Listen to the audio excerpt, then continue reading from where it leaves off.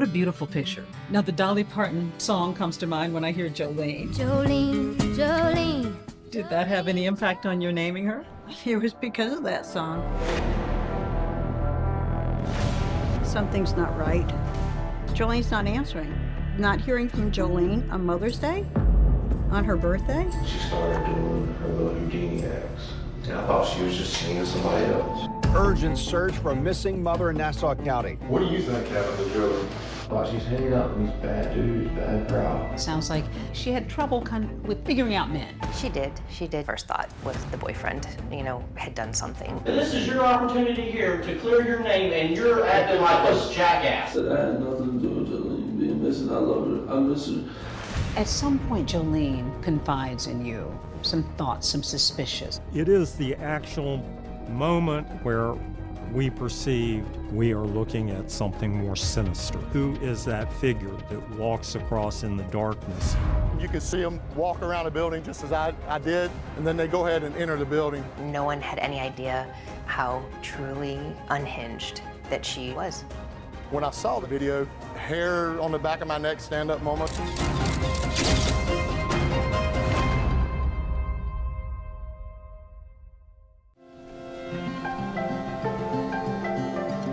Nestled on the tip of Amelia Island sits North Florida's Fernandina Beach. With its shrimp boats bobbing in the harbor next to oak-shaded streets, both tourists and locals come to savor the island life. I would describe Fernandina Beach as a small area that a lot of people come to visit. It's very welcoming. It's kind of like a hippie beach town. We have a shrimp drop where we have a big lit up shrimp, and they drop it just like they do New Year's at the ball with the ball. You have all the pirate ships. There's even Pippi Longstocking's houses down in Old Town. That house was made famous in the 1988 film The New Adventures of Pippi Longstocking, based on the children's book. Hello. Come on, Pippi. Our crime rate in Nassau County is very low when you compare to our surrounding areas.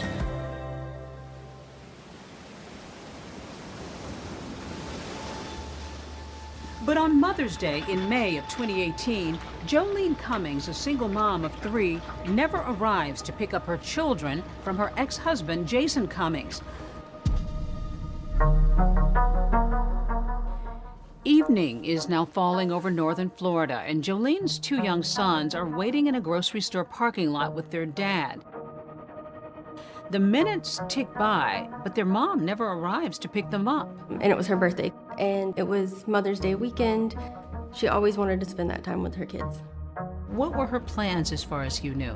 It would have been the first time that she would have been able to celebrate Mother's Day and her birthday with the boys, and she would be at my house. Why in the world would this mom suddenly disappear on such a big day? Those close to her say that as a young, working, single mother, Jolene would often feel overwhelmed and take off, making time for herself. Might she have just gone off and done something without telling you? Has Jolene gone off in the past? Oh, yes. Have I been able to contact her? Yes. Did you have a feeling? Yeah, not hearing from Jolene on Mother's Day, on her birthday. Yes, I had this gut-wrenching feeling all day. And I told my husband, I need to call this in. He said, no, Aunt, wait till tomorrow. So at 8 o'clock on Monday morning, I called. 8:08 a.m., Ann Johnson contacted the sheriff's office and reported that her adult daughter, Jolene Cummings, was missing. She stated that no one had heard from Jolene for at least 2 days. I was named the lead investigator on this case. It was urgent to me from the start. While it's certainly not uncommon for an adult to, go missing or take off for a couple of days, there were some things that really concerned Miss Johnson about it. Her daughter would have spent Saturday at the Tangles hair salon where she had worked for 6 years. So Tangles is a salon that's right on the edge of Yulee and Fernandina Beach. It's in a shopping center. There are multiple chairs, multiple stylists working there, day in and day out. Hi, ladies. Deborah. I'm Brittany. Brittany, nice to meet you. I'm Jill. Hey, Jill. Nice to meet you. She was my hairdresser. That's how we met. Somebody said that she was kind of a hairapist. Yeah. Like a therapist, but doing hair. Yeah, absolutely, because she would always give you the best advice. Now, what was she like as a mom? Because on the one hand, she had this creative career, but then she was also a pretty young mom. She was there to support them. I think she grew up and she didn't get to do the things that other kids got to do sometimes. So she really wanted to make sure her daughter did everything that she didn't get to do. Those boys and her daughter were just the love of her life. The place that she was living in was my brother-in-law's. It wasn't the best, but she was saving to move.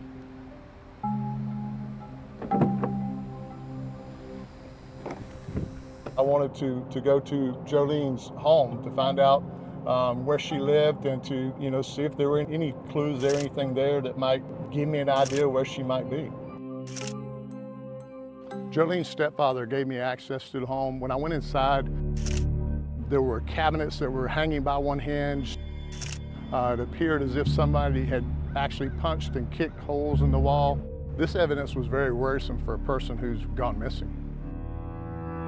It's clearly a disturbing and suspicious scene, and there's one person investigators want to talk to, Jolene's ex-husband, Jason Cummings. Anytime someone goes missing, you have a list of people that you probably want to talk to. Exes are always at the top of that list. Jason and Jolene had somewhat of a rocky relationship. There was an injunction in place between Jolene and her ex-husband, a no violence injunction that said there'd be no violence between the two individuals.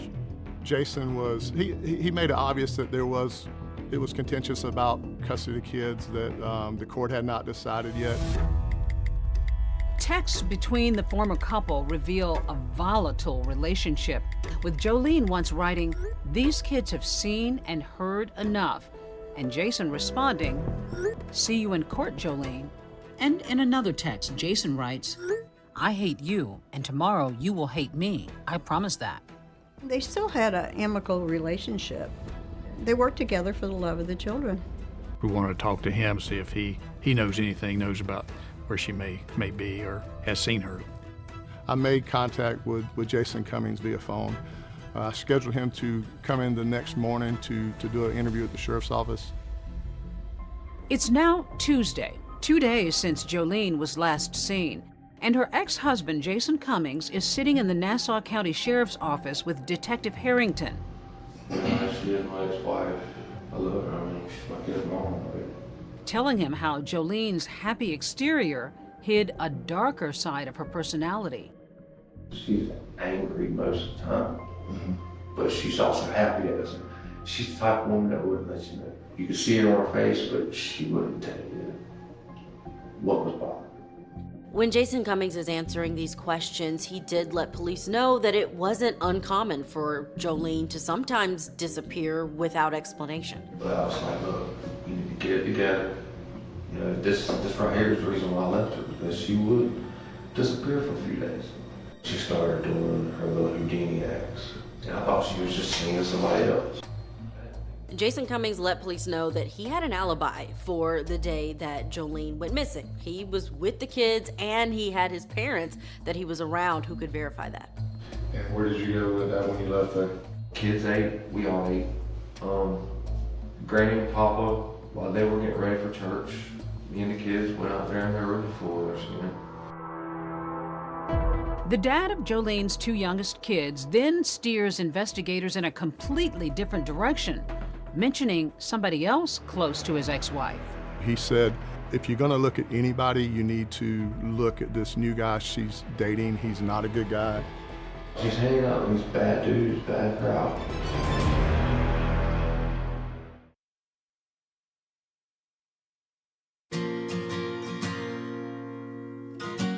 Now, the Dolly Parton song comes to mind when I hear Jolene. Did that have any impact on your naming her? Yeah, it was because of that song. Jolene, Jolene, Jolene. Dolly Parton's song is Jolene. And I found the Joleen, which meant pretty. That fit her because when she was born, she had the eyes of green and her hair was auburn. Skin and eyes of emerald green. Urgent search for a missing mother in Nassau County. Our Julia Janae is live at the state attorney's office. At the time of Jolene Cummings' disappearance, I was an investigative reporter for First Coast News, the ABC affiliate there in Jacksonville. The mother of Jolene Cummings, who said she's heartbroken. We will continue to search for Jolene. We have searched for her utilizing all of our resources, including canines, horses, and boats. People are talking about it like crazy. They're asking questions. They're wanting answers. So days go by, nothing. What are you thinking?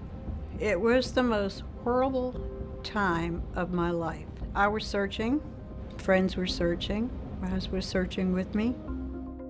Constant alerts on the news and that she was being searched for. People were asked to keep an eye out for Jolene's vehicle. Those with any information about where Cummings is urged to call the Nassau County Sheriff's Office.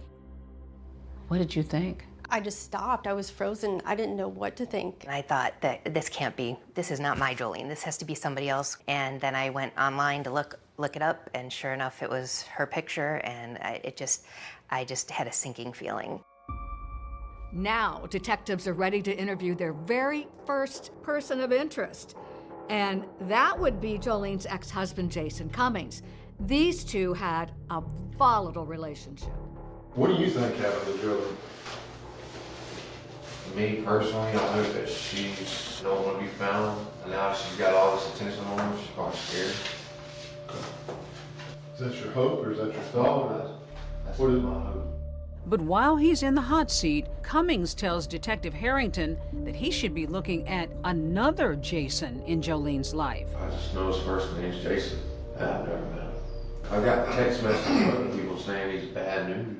When I asked him about, why he was so concerned about this person, he just said that he had a criminal history. He was very concerned about Jolene, and more specifically, being around a type of person like that. I'm hoping she'll pop up any minute and say, hey, I'm here. I hope we're spending a lot of time for, no reason. She's hanging out with these bad dudes, bad crowd. She shouldn't be doing this crap. After police completed their questioning, I appreciate it. Jason Cummings was able to leave the Nassau County Sheriff's Office. After checking out Jason Cummings' alibis, he was cleared of any wrongdoing.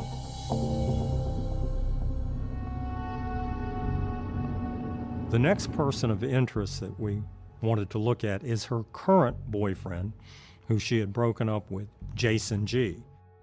When Jolene had gone missing, I had heard that she had had a boyfriend who was not the best of news. It sounds like while she might have been bright and airy, she had trouble with figuring out men. She did. She had been married and divorced. A boyfriend, I believe he's had kind of some trouble with the law. A record. Mm-hmm. Yes. Yeah. Jolene also liked the underdog. Irrelevant what their past was. Jolene wanted to fix people, and I think that's really why she dated him. Jason G had a outstanding warrant from Nassau County. As a matter of fact, it was a felony warrant for a violation of probation, and he was wanted by the Nassau County Sheriff's Office. But he wasn't a stranger to law enforcement. He had previously had arrests for drug offenses, for domestic. Jason G was in fact convicted of several drug offenses, but not that alleged domestic violence charge. That was dropped. There was a report also with Jolene and Jason G getting into an altercation, a domestic violence situation at their home a couple days prior to this. Jason G had come over to the house and had wanted to spend the night with Jolene. Jolene was concerned it would cause problems with her divorce. Jason G got very angry to the point that he started destroying items in the house. For investigators, Jolene's allegations explain all that physical damage they saw inside her home. Next on their list, police are really eager to talk to Jason G, but he is nowhere to be found. We had a difficult time. We looked, it took a little while to track Jason G down. It appeared from, trying to check his cell phone that he was only turning it on occasionally when he needed to, and that he was turning it off so that he couldn't be tracked. I don't think he was staying in one location very long. He didn't have a means of transportation, so we knew he was probably in the Hilliard area. However, his parents lived in Jacksonville on the north side. With all that, we did get a warrant to try to locate him by pinging his phone. He was found hiding under a bunch of cardboard boxes in a bedroom. So it was very, very suspicious to us. You know, he was a prime suspect when we did the interview.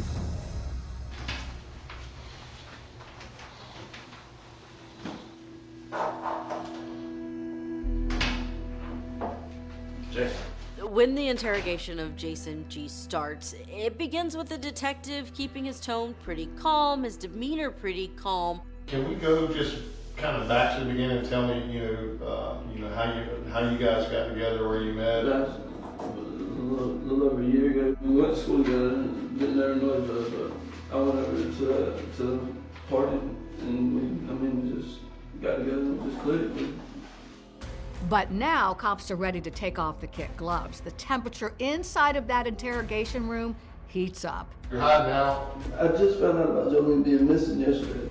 I honestly, I would never hurt her. But it's time up for Jason G.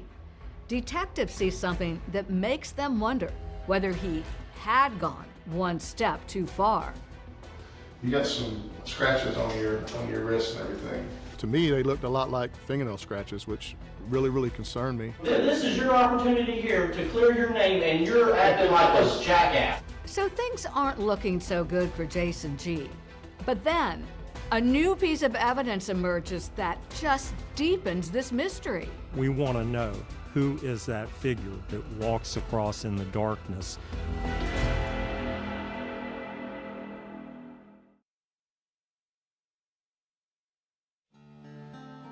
Mother of three, Jolene Cummings, has seemingly vanished from her North Florida town, setting off alarm bells within the small community. The hairdresser community was really just completely in shock. Watching Jolene's disappearance play out on TV, it was stressful. She never showed up to pick up her kids yesterday on Mother's Day. Cummings was last seen leaving work at the Tangles Hair Salon on Saturday around 5 p.m. Florida's Nassau County Sheriff's investigators are racing against the clock to figure out what happened to the hairdresser. Remember, they've got her ex-boyfriend Jason G. under arrest in an unrelated case, and he's being interrogated. When we find Jason G. and he's brought in for the interview, I mean, we're really looking at him as, this is probably our suspect. You always want to give someone the benefit of a doubt just because of their history, but with everything involved, it just seemed like a pretty good suspect to look at the time. Do me a favor, let me hold your hands up like this. He had marks on his hands and his arms. To me, they looked a lot like fingernail scratches, which really, really concerned me. You got some scratches on your wrist and everything. Tell me about those. Dog I play with at the house. They are really looking closely to see, could this have been a struggle with a person? I got one there from the dental branches at my dad's that happened like a week ago. Detective Harrington asks about that alleged domestic violence incident and the disturbing scene at Jolene's home. He stated that the last time he saw Jolene was when he was at the house and the altercation occurred. And I went over there to see what was in the house. There was some cabinets broken, there was some holes and stuff. Did that happen that night? I had slammed the cabinet shut when we was arguing. And what about there was some holes in the door? She actually took a hammer to the door. And we were arguing. That was 4 or 5 months ago. During the interrogation, Jason G. tells the detectives that he lost his phone. Now that's a red flag for detectives. They're thinking, oh, come on, who doesn't have their phone with them all the time these days? Well, it's time for you to come clean and tell us what you did with it. I didn't do nothing with it. Then where's your phone? It's at my cousin's or my dad's. Where I've been at. Which one is it? Jason G has an answer for why he doesn't have his cell phone, because he's actually been trying to run from police and doesn't want them to ping his phone because of that outstanding parole violation warrant. I told you, the reason I was I didn't want to come to jail. Ever since I've had this warrant, I've had my battery taken out of my phone. I've had nothing to do with this. I've been fucking honest with y'all. I told y'all can call my cousin and my dad, they will tell you where I've been at the past 3 days. Jason G says that he has an alibi for where he was, and not just for the day that Jolene went missing, but the entire weekend. He had stated he was having a barbecue down in North Jacksonville. I went to sleep, I slept till about 10 or 11. We went back over there and hung out the rest of the day. They stayed there till Sunday. I went home Sunday night. Maybe Jason G. does come across as volatile, a little rough around the edges. But Detective Harrington notices that when G talks about Jolene, he's calmer. His voice softens. I wouldn't hurt her. I wouldn't cause any harm or any discomfort to her. Well, I texted her later that night and tried to get hold of her. Then I texted her Sunday morning and told her Happy Mother's Day and Happy birthday. I gotta tell you, I'm not buying on what you tell me. I know you ain't believing that. I said, but I'm telling you the truth, man. That had nothing to do with Jolene being missing. I love her. I miss her. I want her to be okay. He no way convinced me after the interview that he was innocent, but in the back of my mind, I did think he seemed like he really was concerned about Jolene's well-being and whereabouts. Police take more pictures and then book G on the probation violation charge, but he's still only a suspect in Jolene's disappearance. In the Nassau County Sheriff's Office, they take the approach of getting the public involved. They start putting out the flyers with her picture on it. Press release was stating that Jolene Cummings was missing. It also described her vehicle, a gold tan in color Ford Expedition with a tag number. It was sent out to local news media. We just want to saturate the area. Now at 11, a renewed push in the search for a missing local mother. The Nassau County Sheriff's Department put out a Facebook post asking anyone with information about her whereabouts. Investigators have put out a BOLO. Now that's cop speak for be on the lookout for. And guess what? One observant tipster calls in to say he thinks that he's seen an SUV just like Jolene's sitting in a local Home Depot parking lot. The day after we put the BOLO out, I got a call from a citizen that thought he had seen it here in the parking lot. We responded here immediately and did determine by both tag and VIN that it was indeed Jolene's vehicle. One of the first things I noticed was that the driver's door was unlocked. All the other doors were locked. Just looking at it from outside, I didn't notice anything obvious. I didn't notice any blood, any damage. Once we located the vehicle outside the Home Depot, I instructed several detectives to start canvassing the area to see if there was any video surveillance. There is a ViStar credit union that I had worked off duty at. I knew that their cameras faced in that direction. That credit union surveillance camera captures investigative gold and leads to the second big break in the case. When we looked at the camera angles, we determined that shortly after 1 a.m. on Sunday morning, the vehicle comes up the approach road off of State Road 200 from the direction of the salon and is immediately pulled into the parking area. You cannot see who's driving it at that point in time, and then you can see a figure emerge and walk across the screen towards the right. Everyone is hoping that it's Jolene getting out of that car. Then, a minute later, a figure is visible in the doorway of a nearby convenience store. It was kind of like that hair on the back of my neck stand-up moment because I was like, this is who I'm looking for.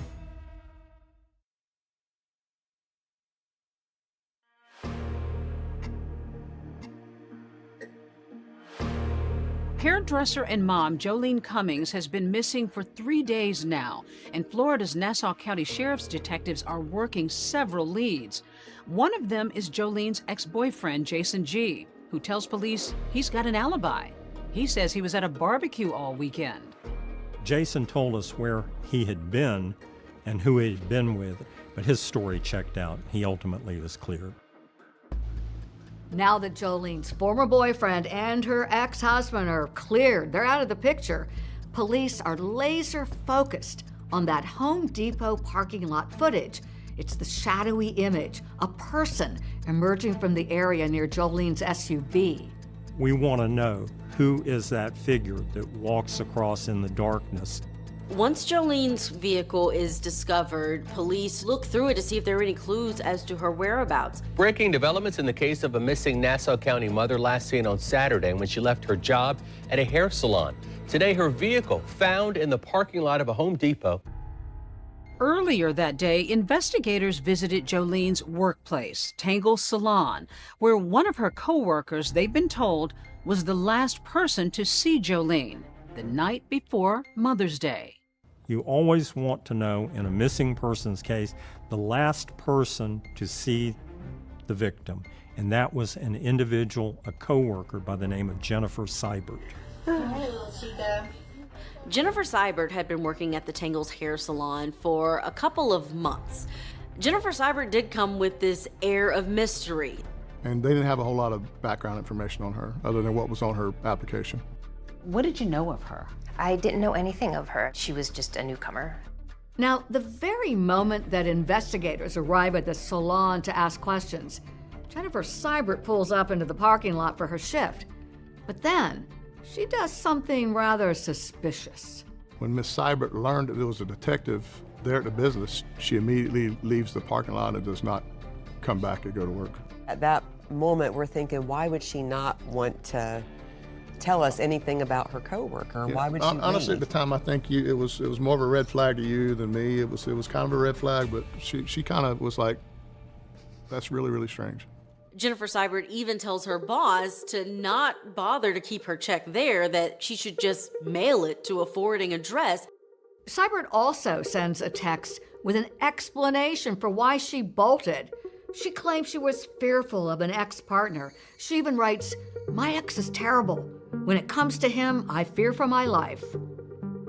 Jennifer Seibert was not eager to speak to us and left a long, rambling telephone message telling us why she wanted to help, but she couldn't be a part of this investigation, basically because her life was in danger.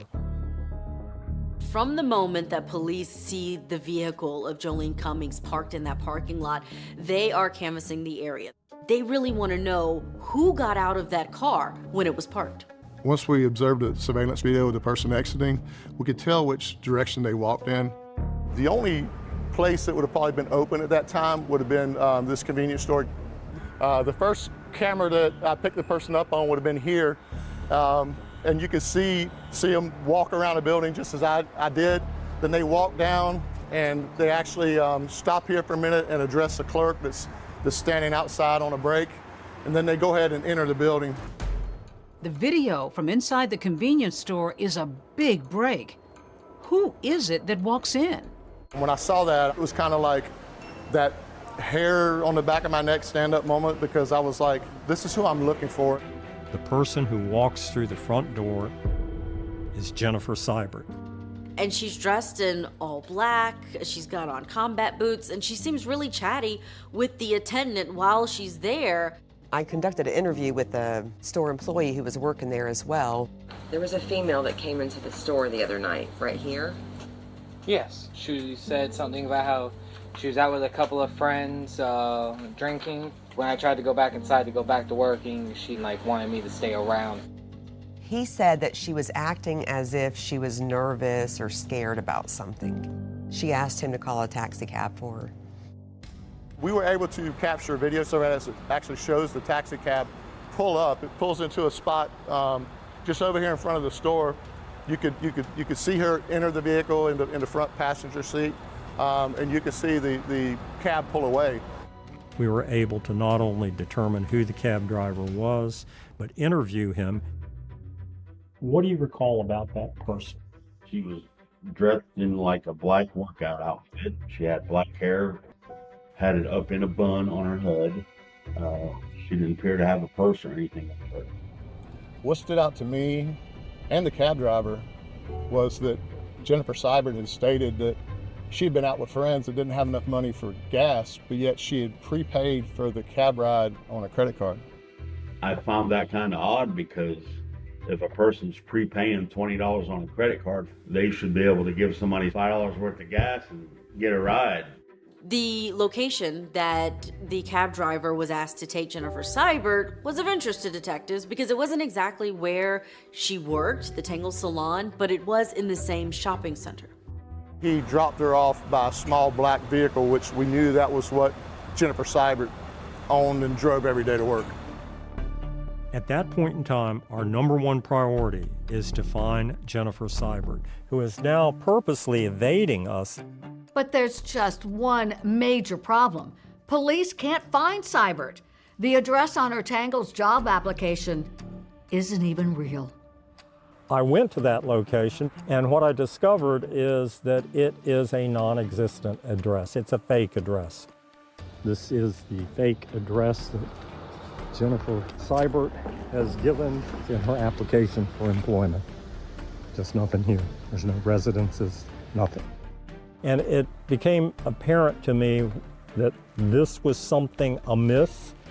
Where is Jennifer Seibert? Investigators race to find her.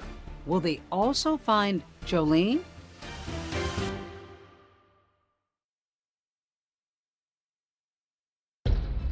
Cummings has not been seen since Mother's Day weekend, and investigative reporter Julia Janae joins us now with more. Julia? Heather, that video that was released shows the missing SUV of Cummings being driven what appears to be Jennifer Seibert. So once they look at that video, who walks through the doors of Gate gas station but Jennifer Seibert? And she's dressed in all black. But so far, police have had no luck tracking down the mysterious woman. Small hair salons are known to be warm, friendly places. But at Tangles in northern Florida, the newest employee, Jennifer Seibert, didn't exactly fit in. Everyone would talk with each other. It was just a very cozy, friendly environment to be in. So all the hairdressers seemed to get along. And then all of a sudden, there was a new woman. So I never really got to know her well. She was kind of standoffish. Within a few weeks of Jennifer being there, they started to notice things that they thought were off about Jennifer, just the way she acted. She could never really give an address of where she lived. Jolene had a lot of concern about Jennifer Seibert's background. I did an interview with Ashley Nunley, who Jolene had styled her hair the day before she went missing. She goes, because there's something just weird. Jolene says she started wearing wigs when she first started. Jolene says she was going to look up her name and figure out what the heck was going on with her. Knowing Jolene, she's not going to leave something alone until she gets an answer that she can believe. It turns out the questions about Jennifer Seibert's background, her behavior, also dogged her at a previous beauty salon where she worked in nearby Yulee. She definitely had extremes in behavior. She would be so upbeat, or if she was mad, it was almost like seething mad. If she would get mad at a client, I would see her sit there and grip the back of the chair and like white knuckle it. My stylists were complaining that they did not want to work with her. I did find a reason to fire her. She had all her stuff packed, leaving. So I followed her out the front door and asked her for the keys back, and she took them off her key ring and she threw them at me. That was 3 o'clock in the afternoon. 9 o'clock at night, she was still sitting in her car in the parking lot. That was a little bit creepy, and I actually did make sure that no one was following me home. She didn't follow me home. The last known place that Jolene Cummings had been seen was Tangles Hair Salon. We made a determination, we need to go back to the salon. To the naked eye, there wasn't a whole lot out of place. Traditionally, Jolene Cummings sat in the break room at the very back by the bathroom. I was looking with my flashlight at the edge of the sink, which was perfectly clean, and as I looked down, I saw what looked to me to be a dilute blood ring. So we had our crime scene unit go back and do a forensic examination of the entire salon with what's called either blue star or luminol, which creates a chemical reaction with blood, and it will fluoresce or glow. Basically, the whole salon lit up. There was blood everywhere that was obviously had been cleaned up. You could see mop marks on the floor in blood. Now the police have this disturbing discovery of the blood spatter inside of the salon. The search for Jennifer Seibert, it becomes much more urgent. She basically went to number one on the radar that we got to find out where she is. We did have a phone number for her that was provided on her application, so we started pinging that phone. Started looking at like beach areas where they had the showers, rest stops, different places where somebody who might not have a permanent place to live might be. On Wednesday, we got an updated ping that said that she was in a rest area in St. Johns County, roughly 35 miles south, closer to St. Augustine. 6 detectives and myself and the 2 FBI agents went to the northbound rest stop in St. Johns County. The rest area was under construction, and it was just confusion. Dark, semis roaring around. When I came to the rest area on the northbound side, I saw a black Kia Soul sitting between 2 semi-trucks. I called another detective and told him, hey, I believe this is Jennifer Seibert's car. There was exhaust vapor coming out of the tailpipe of the vehicle, so I knew it was running. I was a little worried about approaching the vehicle because I didn't know who was in the vehicle, if they had a weapon. I had my flashlight. I then observed an individual who was laying down in the back of the vehicle get up and slither through the 2 front seats and drop into the driver's seat. I remember repeatedly stating, do not put the vehicle in drive. She had her driver's license ready. It was Jennifer Seibert. Once Jennifer got out of the vehicle, I identified myself to her and told her that I was investigating Jolene's disappearance. She reiterated to me that she had no idea where Jolene was at. At that point in time, I asked her, I said, you've never been in her vehicle, you have no reason to drive her vehicle? And she answered no. I knew that she was lying to me because I had her on surveillance video parking Jolene's vehicle near the Home Depot in Yulee. Detective Harrington is heading out to a local judge's home. He's got to get an arrest warrant for grand theft auto for Jolene's SUV. But somebody has to keep an eye on Jennifer Seibert to make sure she does not bolt. My captain informed me, he says, I want you to keep her occupied. You are not to interrogate her, just talk to her. Well, where would you shower? At the gym. I'm gonna take a break from body pump and just stick with the cycle classes for a while. And the curious thing to me was she never once asked, what is this about? She never once asked, am I free to leave? And mosquitoes a problem at rest areas? Oh my goodness. When a mosquito bites me, it just takes probably almost an entire month for that one mosquito bite to heal. But it's not mosquito bites on Seibert's face that are getting the attention of detectives. She had claw marks on her face, she had band-aids on her face. It looked like to me that she had been in one hell of a fight. Back at the station, she appears oddly relaxed and in a good mood when she's talking to officers, not the suspect of this intense missing person search. She was very open, communicative, actually laughing, joking. Those hurting you? No, they feel great. You can put them on tighter if you want. Whatever you want to do. But nobody could have guessed what would turn up in Seibert's background and just how entangled her past was. It was bigger than I imagined. It was like flipping a switch. This is a woman who was reported missing by her own mother decades before this happened in 2004. I had 2 IDs at the time. I had myself and then my other ID. And once detectives start digging into the background of this woman, they discover she's not at all who she claims to be on a number of levels. In fact, she had been using up to 18 different aliases and had lived in over 30 cities. No one had any idea how truly just unhinged that she was. And there's more surveillance video of Jennifer Seibert, but will it reveal the fate of missing hairstylist Jolene Cummings? Do you think it was a conspiracy or a lone gunman? To me, it's a much bigger story than the Kennedy murder. Is this mystery ever going to get solved? Who killed JFK? Monday night on ABC.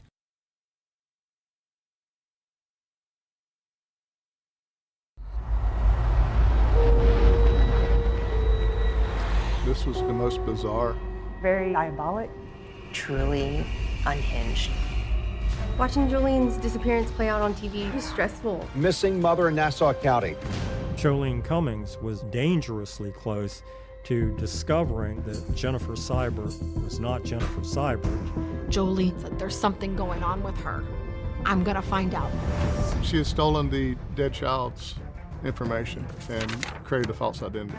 She took that name out of the cemetery. She had 17 different names. She lived in 14 states. How do you even wrap your mind around that? She was an angel one second and then getting in a fight with somebody the next. Definitely not a normal thing for a person to go and buy a carving knife in the evening of a random Friday night. My God, what is she up to? You think she's done this before? There is no doubt in my mind. She's saying that she's Kimberly Kessler, but how do we know what the truth is?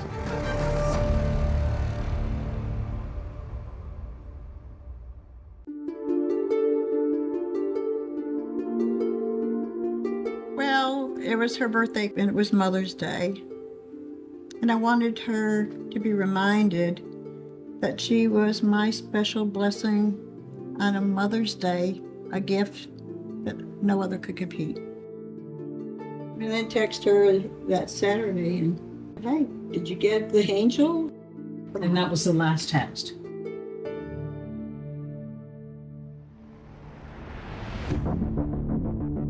Ann Johnson's daughter, 34-year-old Jolene Cummings, has been missing for 4 days now, and police have found no sign of the hairstylist. They've questioned and cleared both her ex-husband and former boyfriend in her disappearance.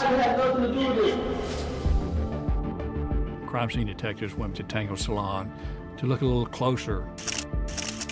You could see that there had been a struggle and smears of blood all over the salon.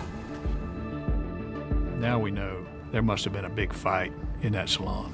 You always want to know, in a missing persons case, the last person to see the victim, and that was a coworker by the name of Jennifer Seibert.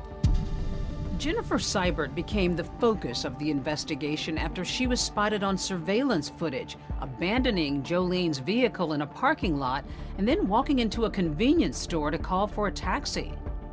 Detectives managed to track her down and arrest her. The charge you were arrested on is a grand theft auto charge. You knew that, correct? Yes. You're not charged with anything else, okay? But something happened to Jolene.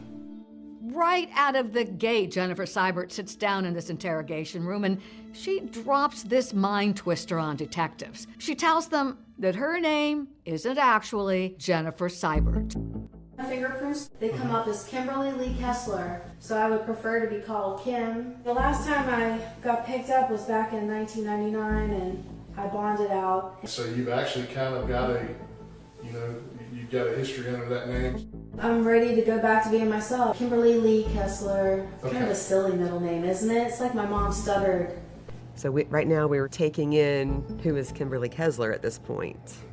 50 years old. Looks are deceiving. You have any children?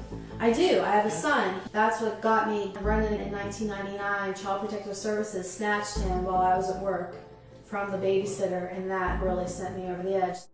Then there's this next shocking moment where she tells detectives that she dated someone who was wanted by the FBI. He robbed banks. I was working as a topless dancer, and he was with me whenever he called somebody and they said, the FBI is looking for you. And he's like, oh my God. And then he tells me everything. Oh, I robbed these banks. So I'm like, you what?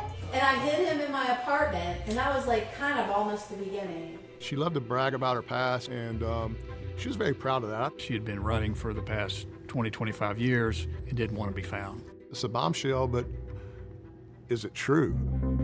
Are you okay if I ask my crime analyst to run the name? Do it, please. You'll see my mug. I'll look a lot younger then. And thinner, too. I won't be 200 pounds.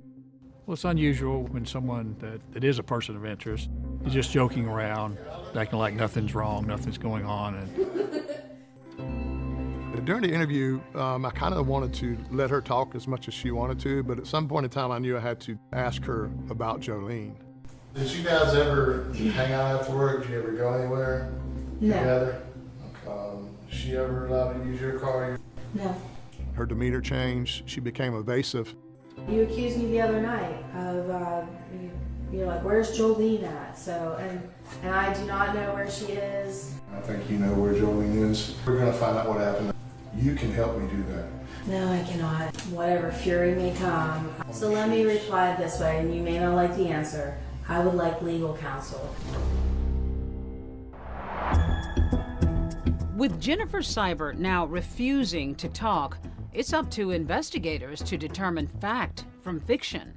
Who is she really? I mean, she's saying that she's Kimberly Kessler, but how do we know what the truth is? I mean, she's obviously very complex. When they researched her background, they found out she was actually someone who had been reported as a missing person decades before, in 2004, by her own mother in Butler, Pennsylvania. So detectives call Connie Kessler, who they believe to be Kimberly's mother, hoping to learn more. We do have someone that is claiming to be Kimberly Kessler, and that is your daughter, is that correct? Yeah. Okay. The last time I heard from her was in 2004, and it was on an answering machine. She'd been having trouble with her boss, and then there was no way to get back in touch with her, so all I could do is wait. Detectives are quickly discovering that the woman they have in custody, claiming to be Kimberly Kessler, has used a host of different aliases over the years, seemingly random names. But Connie Kessler adds yet another twist to this increasingly strange story, explaining how her daughter had allegedly picked one of those names. She went to visit her dad at a cemetery. She picked a name off from a little girl that died near her father. Do you know the name she picked?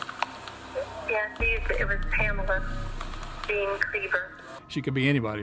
So we conducted a DNA test. The FBI actually took a DNA at a Kimberly Kessler's mother's home, and it came back that it was a match, that she was Kimberly Kessler. Well, if that's the case, then who exactly is Jennifer Seibert? And once again, Detective Rose discovers there was an absolutely chilling answer to that question. Found a little girl named Jennifer Seibert who was 13 years old, who had been killed in a car accident in Germany. However, she was buried in Butler, Pennsylvania. And then NCIS confirmed the social security number of Jennifer Seibert. And that's when we realized She had stolen the dead child's information and created a false identity. The night when I told her you're under arrest for grand theft auto, she almost smiled as if to say, is that all?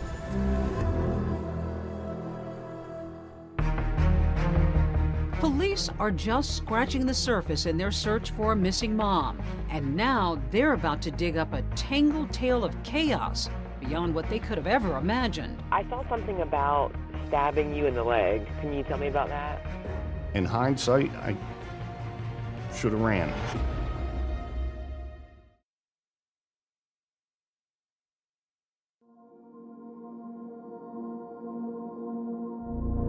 With Jolene Cummings still missing, police are learning more about the woman they've got in custody. Turns out her name isn't Jennifer Seibert, it's actually Kimberly Kessler. And the more they unravel, the more complicated her past becomes. Come to find out, she had 17 different names. She lived in 14 states. Very unusual for someone to have that track record and is not running from something. During the next couple weeks, I conducted several audio interviews. We had to try to figure out who we actually had in our jail. So we're just trying to get whatever information we can. We discovered a husband. She had been married. When I spoke to him, he said, I met her in Arizona. She was stripping during that time. Well, I can tell you she's a master of disguises. She wears a lot of wigs and changes her look a lot. You know, she did wear a lot of wigs. Did she? She is very exotic. He knew her as Melissa McKernan. So I have Melissa tattooed across my chest. So he was kind of shocked whenever we told him, hey, you know, this is not Melissa McKernan. Her true name was Kimberly Kessler. Oh, hell no. I was like, you don't even have a real name on his chest. But going back to the 1980s, Kimberly Kessler was just this small town girl living in Butler County, Pennsylvania. Kimmy, that's what they called her. Short-haired, tomboy, cute little young lady. So you did know her? I guess she knew me. She was good friends with a cousin of mine. The girls would all ride horses and that together. I met her a few times through the girls. I guess she had like a little schoolgirl crush on me or something. She has a past with other people from high school. Kim was a year behind me in high school. I was class of 85, she was class of 86. She was a cheerleader, Tom Sims hadn't seen her for years while he'd been in the Army, and then one day their paths crossed again.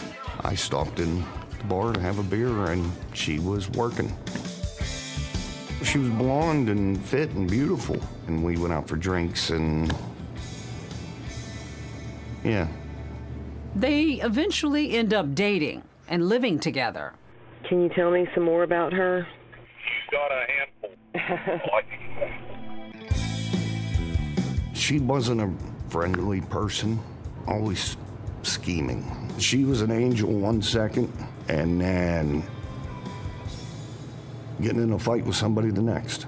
Was that a normal thing for her, like acting out and being violent? Yeah. One of her moods got me with a steak knife. I saw something about stabbing you in the leg. No, she stabbed me in the chest. She bit my dad in the leg. She bit your dad in the leg? Yes. She attacked him, bit him on the leg. Oh, you should have seen it. It was a huge bite mark. It was the day after she hit me with the iron piece off the gas stove. She grabbed off, the burner and hit me upside the head with it. I think she already had her escape planned because she was gone after that. Gone. Tom Sims says police came to the house for each violent incident: when Kessler stabbed him, when she bit his father, when she struck him with that iron grill. But he never pressed charges against her. I probably should have. Young and naive. But about a year later in 1990, Kessler was back, and she wants to catch up. Sims would later tell police about a troubling conversation that he says he had with her. We had a cat. His name was Malcolm. That cat and I were very attached. She's the greatest cat in the world. I asked her, "Where's my cat?" And she's like, "Well, I couldn't take him with me, so I had to kill him." Did she say how she did that? She shot him with a shotgun. I saw no empathy. I was absolutely sick to my stomach. And then she disappeared again. Kessler has never responded to those allegations, but while Sims only knew her as Kimberly Kessler, there are plenty of others who knew her by entirely different names, including Sergeant Jim Walters back in Virginia Beach in 1999. I knew it wasn't Christina Brooks that I was talking to, but that was the name she gave me. It was a very bizarre situation in Virginia Beach. She lived with the father of her child, and a neighbor saw her digging in the yard with the kid in the hole, and she said it was a grave that she was digging, and she was acting very bizarrely. So the neighbor called the Child Welfare Services, and they came and took the child. On August the 3rd, 1999, I received a call that there was a disorderly, suspicious person at social services, and we spoke real quickly, and I asked her to leave.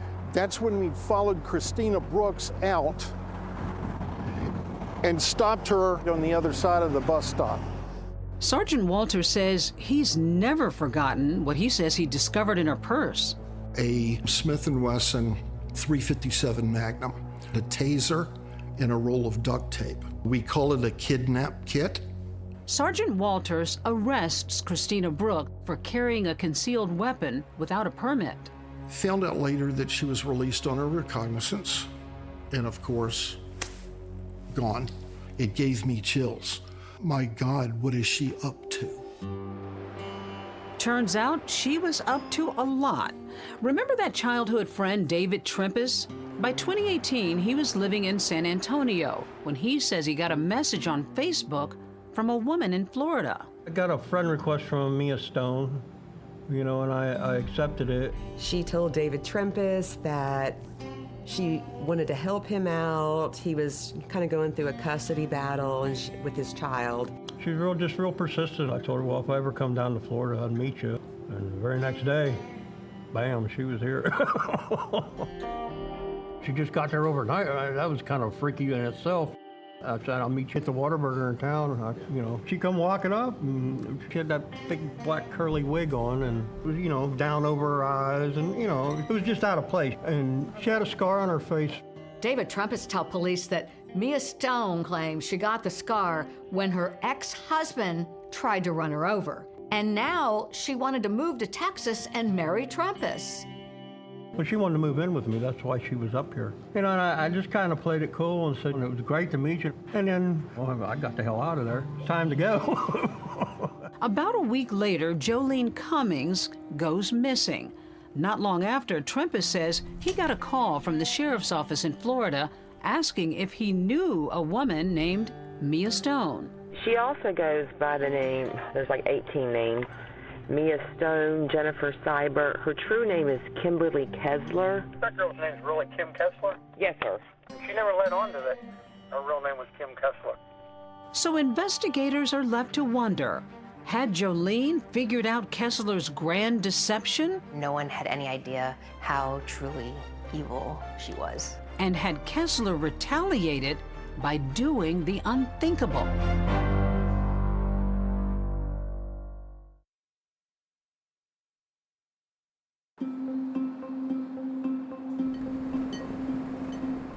When Jennifer Seibert first arrived in Fernandina Beach in 2018, no one had a clue about her trail of chaos and red flags over the years.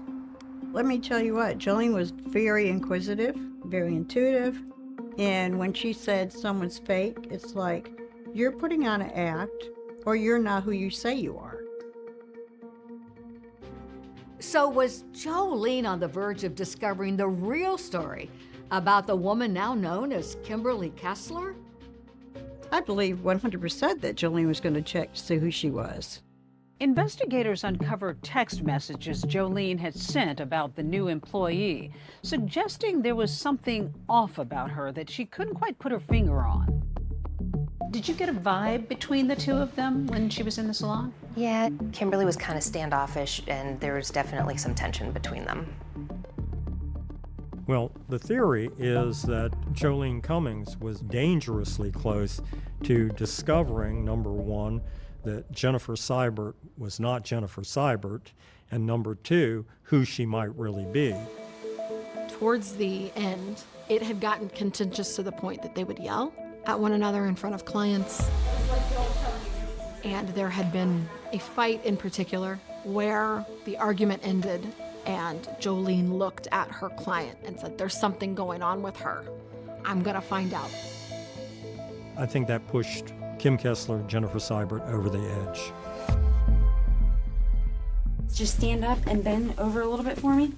With Kessler in custody, detectives begin searching her phone. Her phone was definitely an insight into where her mind was, leading up to the moment that Jolene went missing. Jolene goes missing on May 12th.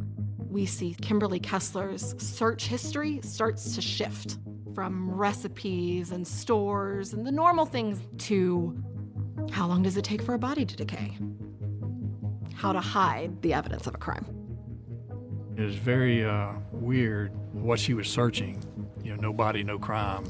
How to dismember a body. No one had any idea how truly evil she was, how truly unhinged that she was. We're here in the alley behind Tangle's Hair Salon, or what used to be Tangle's Hair Salon. This was the back door to the salon. And it's in that alley where detectives find another huge clue.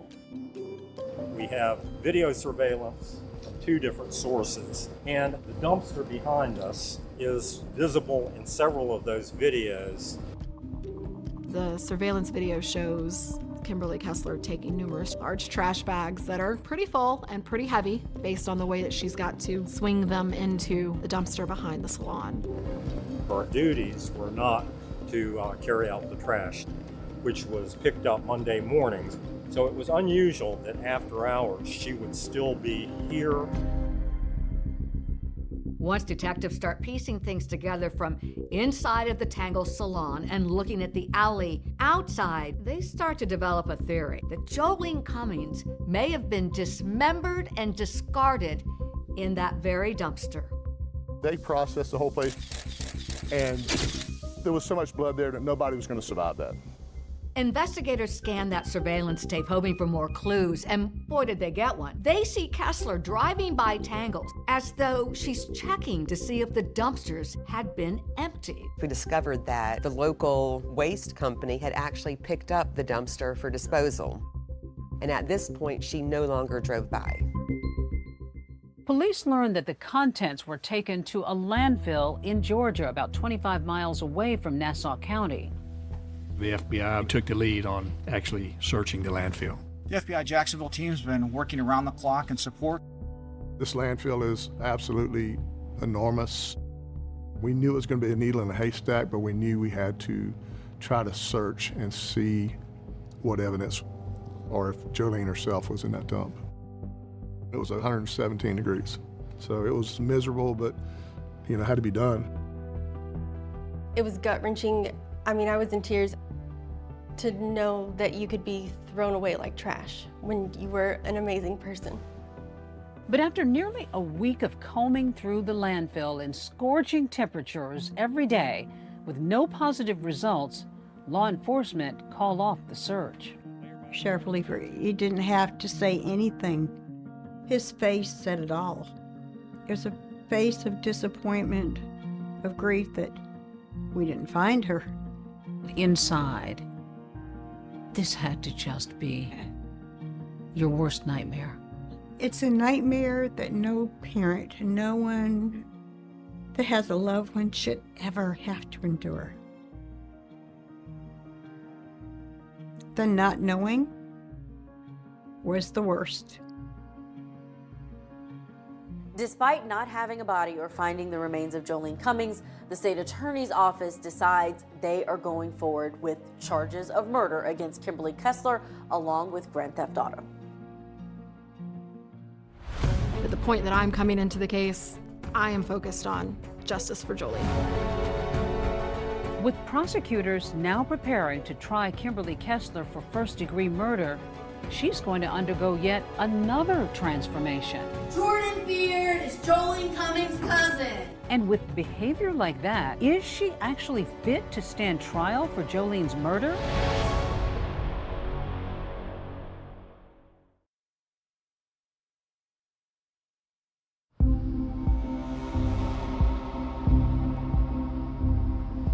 Kimberly Kessler has been charged with the murder of Jolene Cummings. And while she's being held, let's just say she isn't exactly a model inmate. So Jennifer Seibert was brought here, and she's booked and held in this area. What was she like as an inmate? She was hateful, mean. She did not like us. She would do the craziest things. She actually ripped her smock off and completely got naked, started smearing feces all over herself, and it just went from there. She then decided it was a great idea to throw it at us. So we were in there dunking, diving, trying to get away from it. At a point in time during her incarceration, she began a hunger strike, went from 170 pounds to down around 80 pounds. But her bizarre behavior didn't stop there. Jordan Beard is Jolene Cummings' cousin. At pretrial hearings, Kessler would disrupt the proceedings, yelling about her representation, yelling about her treatment in jail. Jordan Beard is Jolene Cummings' cousin. Her contention was that one of her defense attorneys was cousins with Jolene Cummings. Jordan Beard is Jolene's cousin. But Judge James H. Daniel rules that this is false.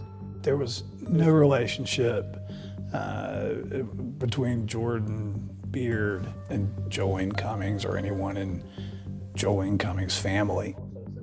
Kimberly Kessler now has to watch the proceedings on a video feed from jail. And because of all that seemingly unhinged behavior, she's declared mentally incompetent to stand trial. We had the hearing to determine whether she was mentally competent to proceed to a trial.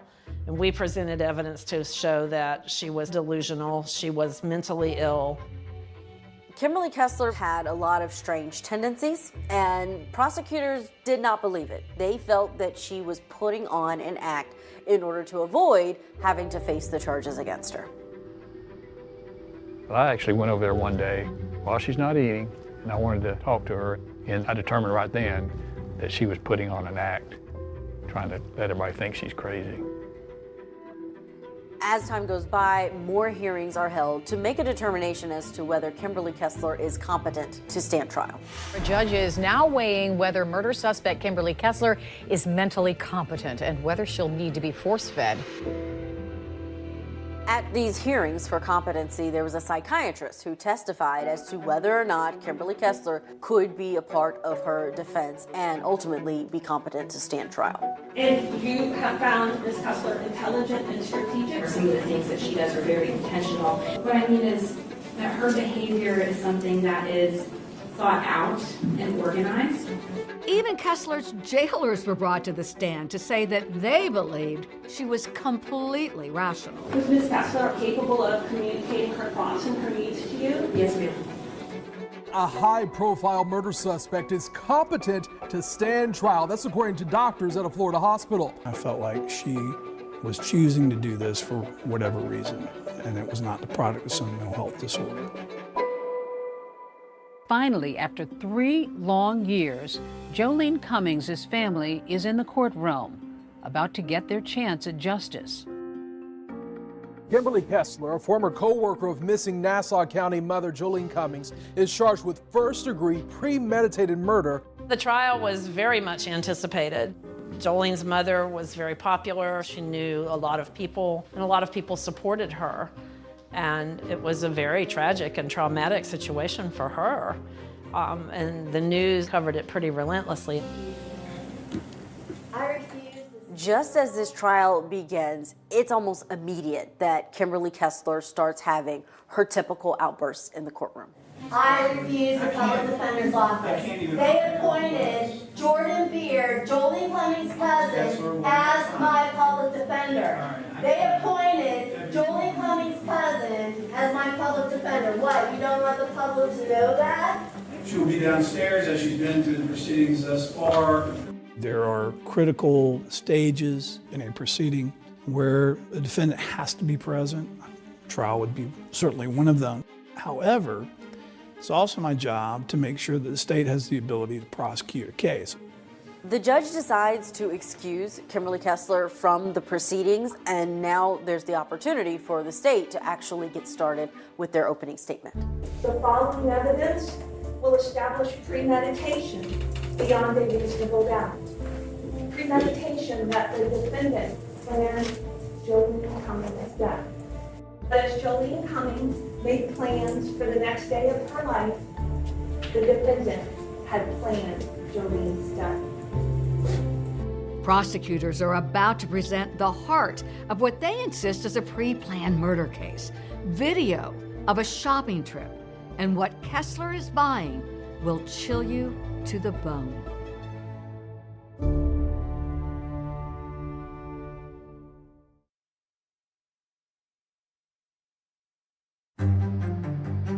Live at the Nassau County Courthouse, Janice, Cummings' body was never found, but the state still plans to try and prove that case. The prosecution begins laying out their case, and it relies heavily on circumstantial evidence and surveillance video. CSU used luminol to find evidence of the defendant's cleanup of Jolene Cummings' blood. The luminol will flow blue to indicate the presence of blood. You will see evidence of blood from the stylist chair mat nearest the reception desk, through the salon, to the restroom near the back door. Prosecutors argue that after spending hours cleaning the bloody crime scene, Kimberly Kessler, known at the time as Jennifer Seibert, went to Walmart to buy a set of items that paint a truly macabre picture. The Walmart video and receipt, which are evidence that at 8:57 p.m., the defendant used her credit card. There is an overhead shot of Jennifer Seibert in this dark shirt, her hair pulled up into this bun. And what's most interesting is that you can see specifically what Jennifer Seibert is scanning. She's scanning a large bottle of ammonia. She's scanning rubber gloves. She's scanning a large box of outdoor style trash bags. And she's scanning an electric carving knife. This is not Thanksgiving. What is she buying this knife for? And I'm like, oh my God, she dismembered her. Prosecutors say that this evidence ties into what they found behind the Tangles salon. What are we looking at here? That is Kimberly Kessler. She was not for the thing. In my opinion, Jolene was dismembered in that salon. Her body was then disposed of through trash bags, through different things that Kimberly Kessler ended up throwing in a dumpster. Prosecutors allege that there was this blue storage bin. And inside of that bin, there was even more crucial evidence. Later on, she can be seen taking a blue Rubbermaid out. Ultimately, that tub was found by detectives, and inside of that was Jolene's blood as well as a fingernail. Why would Kessler kill Jolene? Well, prosecutors believe it was because Jolene was on to Kessler's games. In fact, a Tangles employee took the stand with some telling testimony, what she heard on the day of the murder. Do you remember Jolene Cummings telling the defendant, "You're fake"? You fake, yes. I remember told her you fake, go away. I like you. Jennifer Seibert didn't want to be found out as Kimberly Kessler. That's what it appeared, based on the timing of the comment that Jolene made and when this murder happens. But the defense insists there is no evidence of premeditation in this case, and that's what's required for a first-degree murder conviction. I certainly submit to you that is evidence of conflict, of violent conflict. But what the state is not offering, what they have absolutely no proof of, are the questions that you need to decide this case. Who started it? There's nothing to counter the theory that this had been a mutual combat, a fight. I mean, a physical fight between two women that ended up in one of the women dying. And that's just not first-degree murder. The prosecution believed that they had, beyond a reasonable doubt, enough evidence to prove that this was first-degree murder. We can see from her words, her internet searches, she'd spent at least a couple weeks somewhere premeditating the death of Jolene Cummings. From her internet searches, it's obvious that she intended to kill her. That's all the evidence you need to find the defendant's premeditation beyond a reasonable doubt. With closing arguments done, Kimberly Kessler's fate rests in the hands of the jury. Breaking at noon, the jury has been dismissed to begin deliberations in the murder trial of Kimberly Kessler. It had been about 2 hours, maybe 2.5 hours, and we got a call that said the jury's back with a verdict. All right. Everybody, please have a seat. Welcome back, ladies and gentlemen. Madam Clerk, please publish the verdicts. And order versus Kimberly Kessler, aka Jennifer Marie Seibert. Verdict count 1, first-degree murder. We, the jury, found the defendant guilty of first-degree murder as charged in the indictment. I think Anne was relieved. It brought her some closure. It was an emotional moment. It's been a long 3 years. We miss Jolene every second of the day.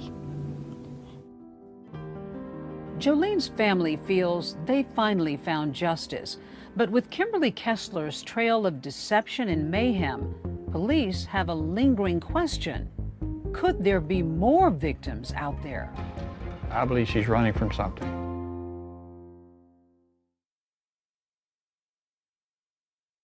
It's a tale of two women, Jolene Cummings, hairdresser and mom, who disappeared on Mother's Day, never to be found, and Kimberly Kessler, also a mom, who spent years crafting multiple identities and was convicted of murdering Jolene. Now, Kessler is about to be sentenced. Jordan Beard is Jolene Cummings' cousin.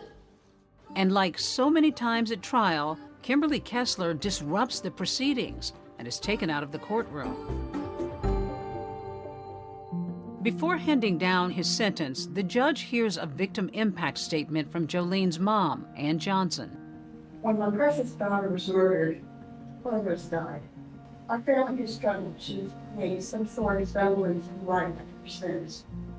This court will adjudicate Kimberly Kessler, defendant, also known as Jennifer Marie Stiver, guilty, sentence her to life in prison. She's also sentenced to 5 years for grand theft auto of Jolene's vehicle, which she'll serve concurrently. Kimberly Kessler leaving the Nassau County Jail in this white van. A deputy was seen doing a rock-on hand gesture before her departure Friday morning. We're going to celebrate. We're going to celebrate her homegoing, because her new home for the rest of her life and until she takes her last breath is going to be Florida State Prison. What was it like for all of you when she finally was transferred after her guilty verdict? Oh my goodness. We were so happy that she was gone. She ended up getting shipped out to prison quite quickly afterwards. We did celebrate. We had a cake. There's a picture of us. Are you relieved that this chapter's over? Absolutely. I'd never want to have to deal with that woman again. With all of the strange happenings that seem to surround Kimberly Kessler, there's this notion among some that is there some other unsolved case out there? With the information that we obtain, the number of aliases, the number of cities, the number of states, I believe she's running from something. That's going to be law enforcement's job, to follow up and to see if there were other people that could have been victimized by Kimberly Kessler. There could always be a new connection to something that wasn't seen before. Remember Sergeant Jim Walters, who knew Kessler as Christina Brooke back in Virginia Beach? He recently handed over information about her to cold case investigators there. I told the deputy chief the information that I had on Kimberly Kessler, and he said, I've got 4 or 5 unsolved homicides around that area, around that time. The cold case squad would be really interested in this information. As investigators keep an eye out for other cases that could possibly be linked to Kessler, Jolene's mom, Ann Johnson, is focused on her daughter's memory. Will you continue to want to search for Jolene? Oh, I'll always have the hope to search for Jolene. Occasionally we will get calls for unidentified remains. And anytime we get that kind of call, I always have hopes that maybe it might be her. What is the world missing not having her in it? She was beautiful inside and out. And again, she was first and foremost a mom. And she was a great, great friend, great listener. How do you want her to be remembered? As the bright, shining star that she was. Lord, guide us in these next few moments. In Jesus' name. I had a private ceremony. It was a beautiful, small service. Even with no remains to bury, Jolene's loved ones remember her to the tune of Amazing Grace. Amazing grace, how sweet the sound. There was music at the gravesite. There was a headstone. And then my grandson asked me, Emma, why is there a headstone when Mama's not there? I said, this marks that your mother lived here on earth, that she needs to be remembered. And who knows, God's will, maybe we'll have something to put there. It's the only thing we have to live for, right? It's the hope. Without hope, what do we have?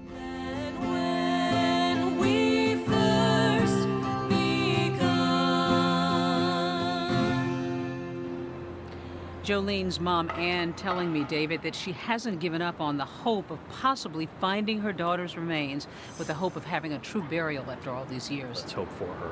Kimberly Kessler has filed 2 appeals since her murder conviction. Both were denied. Her life sentence carries no possibility of parole. That is our program for tonight. Thanks for watching. I'm David Muir. And I'm Deborah Roberts. From all of us at 2020 and ABC News, good night.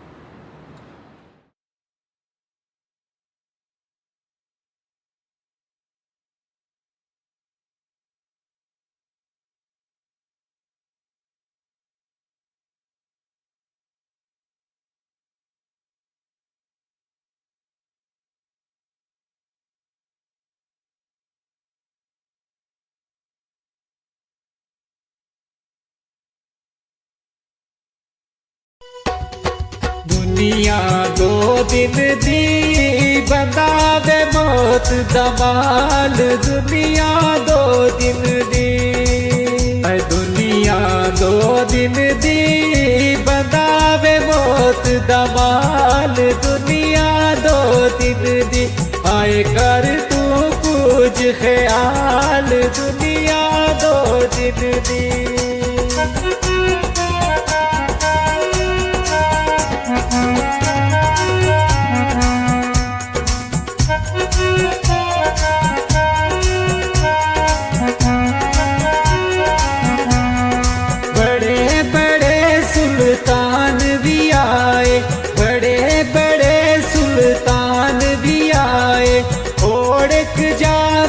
खाक समाए ओढ़क जा विच खाक समाए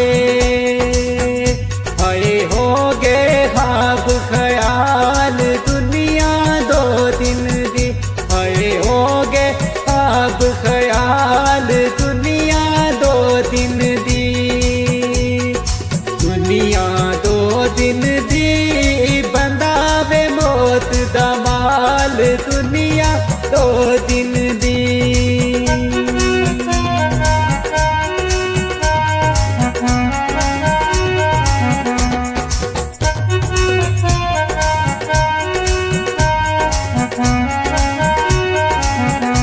ऊंचे लम्हे महल बना दे ऊंचे लम्हे महल बना दे दगा फरेब ते जुल्म कमा दे दगा फरेब ते जुल्म कमा दे हाय कुछ नहीं खड़ते नाल दुनिया 2 दिन दी हाय कुछ नहीं खड़ते नाल दुनिया 2 दिन दी ओ दुनिया 2 दिन दी बंदावे मौत दा माल दुनिया 2 दिन दी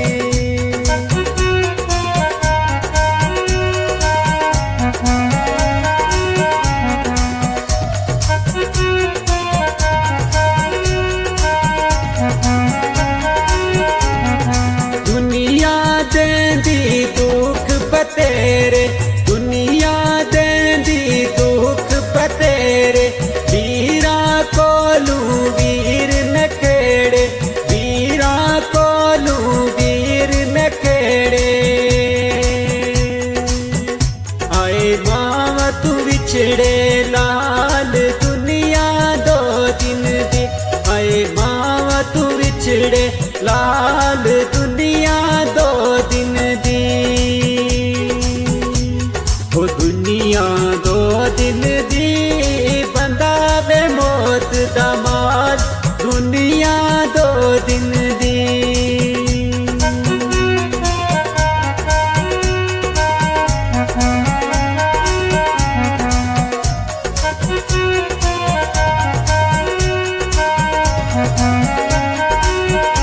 सुख दे सजना सारे संगी सुख दे सजना सारे संगी नस जांदे जद आवे हस जांदे जद आवे तंगी हाय कोई नहीं गम दा प्याल दुनिया दो दिन दी ओह कोई नहीं गम दा प्याल दुनिया दो दिन दी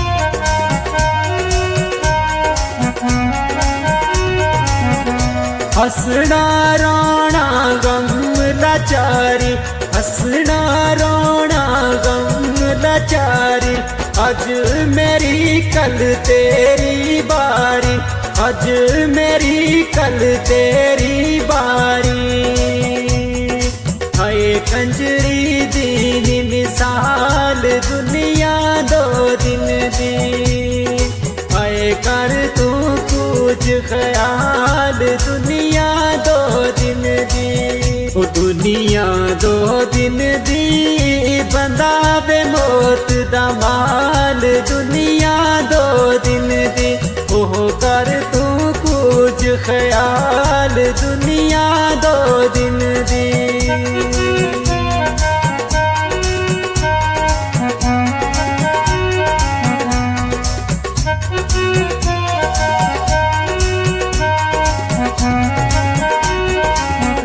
गुत वे तुड़ानी मिट्टी दा वीरा गुत तुड़ानी मिट्टी दा वीरा अपना आप संभाल बशीरा अपना आप संभाल बशीरा हाय मिट्टी मिट्टी दा माल दुनिया दो दिन दी हाय मिट्टी मिट्टी दा माल दुनिया दो दिन दी हाय कर तू कुछ ख्याल दुनिया दो दिन दी हाय कर तू कुछ ख्याल दुनिया दो दिन दी ओ दुनिया दो दिन दी बंदा मिट्टी दा माल दुनिया दो दिन दी हाय कर तू कुछ ख्याल दुनिया दो दिन दी हाय कर तू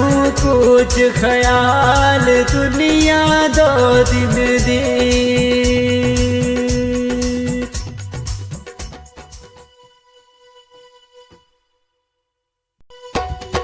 दुनिया दो दिन दी बंदा बे मौत दा माल दुनिया दो दिन दी दुनिया दो दिन दी बंदा बे मौत दा माल दुनिया दो दिन दी आए कर तू कुछ ख्याल दुनिया दो दिन दी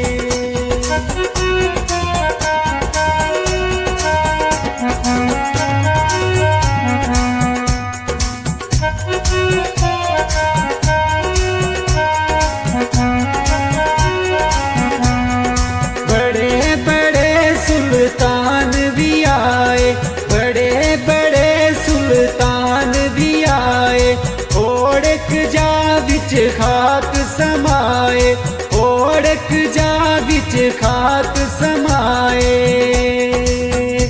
आए हो गए खाब ख्याल दुनिया दो दिन दी आए हो गए खाब ख्याल दुनिया दो दिन दी दुनिया दो दिन दी बंदा वे मौत दा माल दुनिया दो दिन